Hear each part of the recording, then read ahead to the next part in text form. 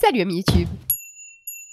De tous les monuments parisiens, s'il y en a bien un qui peut se vanter d'être le doyen, c'est incontestablement l'obélisque de la Concorde.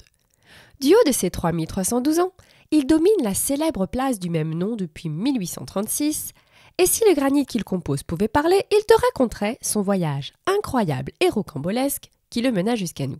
Seulement comme tu le sais, le granit ça ne parle pas. Alors, je vais le faire pour lui. Tu vas désormais tout savoir sur son origine et sur les raisons de son expatriation, sur son voyage et sur son installation en plein cœur de la capitale. Générique.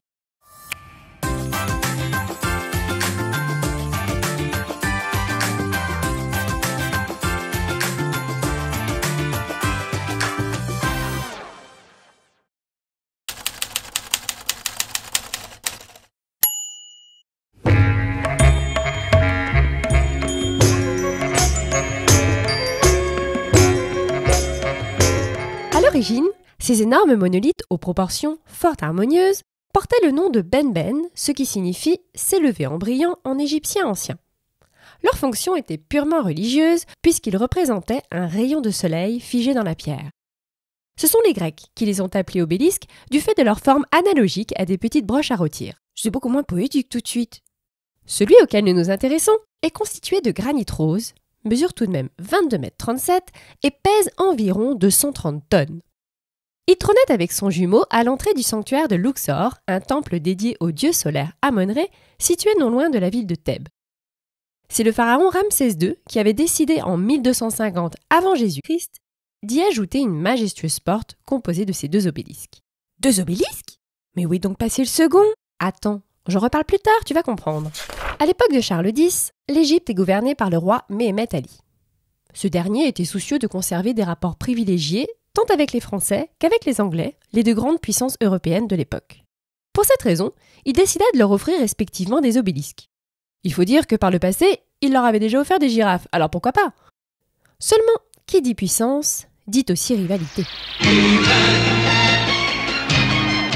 Oula, le gap générationnel ! Oh, t'exagères, Musclor c'est culte. Et pour Jean-François Champollion, le génialissime déchiffreur des hiéroglyphes, dont on fête justement le bicentenaire de la découverte cette année, il n'était clairement pas envisageable de passer à côté des obélisques de Luxor. Moins abîmés que bien d'autres et ayant la particularité d'être ornés de hiéroglyphes à l'effigie de Ramsès II, il mit tout en œuvre pour orienter les négociations entre le roi de France et son homologue égyptien vers ces derniers. Il alla même jusqu'à convaincre Méhémet Ali de donner aux Anglais l'obélisque de Karnak, dont il vanta la grandeur et la beauté, sachant pertinemment qu'il serait intransportable. Force de persuasion aidant, l'affaire fut conclue et le projet en vue du rapatriement des obélisques vit le jour. Pour la petite anecdote, les Anglais ne réussirent jamais à déplacer l'obélisque de Karnak et se contentèrent d'un de ceux d'Alexandrie, bien plus banal. Quand on sait qu'ils eurent comme nous une girafe en cadeau par le passé et que celle-ci mourut quelques mois plus tard, on ne peut pas dire que les attentions égyptiennes furent un franc succès du côté anglais. Ah, les losers.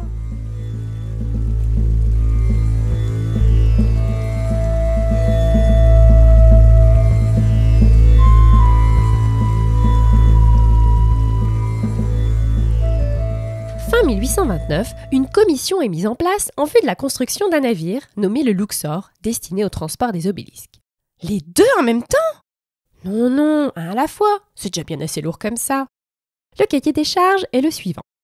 Il doit être adapté à la navigation fluviale et en haute mer, c'est-à-dire être suffisamment plat, passer entre les piliers des ponts parisiens et résister à la houle. Il doit pouvoir supporter le poids de l'obélisque et il doit rendre son chargement possible. Jean-Baptiste Apollinaire Lebas, ingénieur du génie maritime, est préposé à la bonne exécution du projet. Au sortir du chantier de construction, le 26 juillet 1830, un navire à fond plat doté de 5 quilles, une largeur de 9 mètres, compensée par une longueur de 43 mètres, et 3 mâts démontables. Chargé de vivres et de matériel, qui serviront une fois sur place à l'abattage et au chargement du premier obélisque, le Luxor quitte le port de Toulon le 15 avril 1831 avec 121 personnes à bord. Au terme de 17 jours de voyage, il atteint Alexandrie, non sans mal, puis remonte le Nil en vue d'atteindre au plus près le temple le 14 août 1831. Premier constat, sa tenue à la mer étant des plus mauvaises, son retour nécessitera l'assistance d'un navire à vapeur, le Sphinx. Le bas décide après inspection que l'obélisque occidental, malgré une fissure de 8 mètres de haut, débutant à sa base, serait le premier à être rapporté en France en un seul morceau.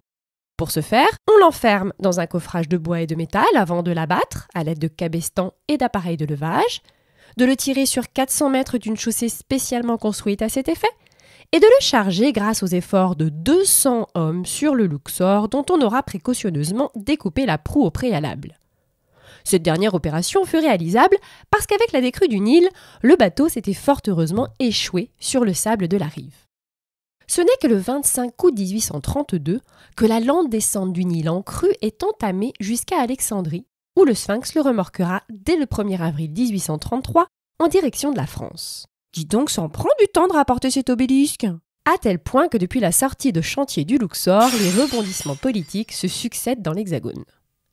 Bref, le 10 mai de la même année, le convoi arrive enfin à Toulon où une quarantaine sanitaire de 25 jours s'impose. Alors que le bas remonte directement sur Paris pour préparer la suite des opérations, l'expédition continue son voyage vers le Havre. C'est à cet endroit que la remontée de la Seine débutera non plus avec le Sphinx, mais à l'aide d'un bateau à vapeur plus petit. Ainsi reparti vers Rouen, il est établi qu'à son arrivée dans la ville, le Luxor serait dématé et débarrassé de ses bastingages en prévision des divers aménagements fluviaux et dorénavant tracté par 28 chevaux de halage. Et c'est enfin, le 23 décembre 1833, après un voyage de 8000 km, que le précieux chargement arrive à Paris, au pied du pont de la Concorde, où on l'y dépose emmailloté le temps de son installation définitive. Donc, si mes calculs sont bons, ça fait environ 2 ans et 9 mois ? Exactement.